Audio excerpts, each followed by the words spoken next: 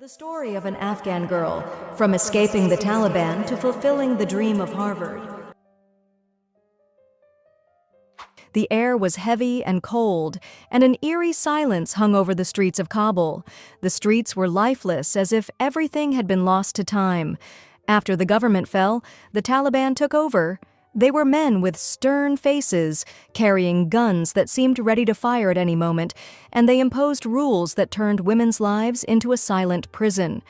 Zara, a 19-year-old girl who had always dreamed of studying at the world's best universities, was now trapped within the four walls of her home.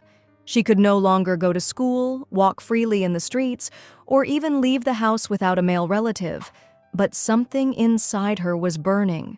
A voice, a hope. I will not give up. At night, she would stare at the ceiling of her room and think about how she could escape this cage.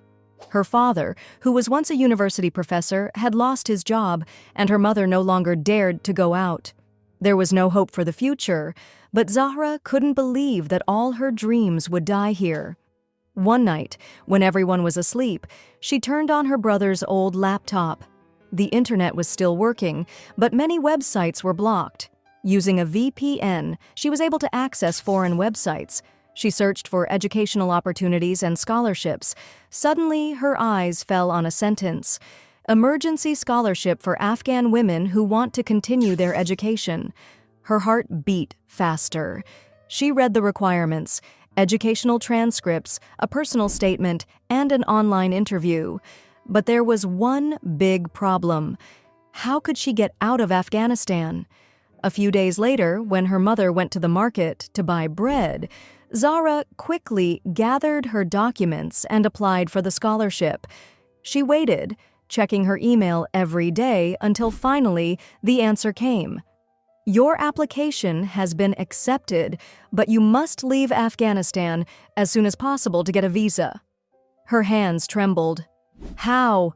I'm not even allowed to go out alone, let alone flee the country.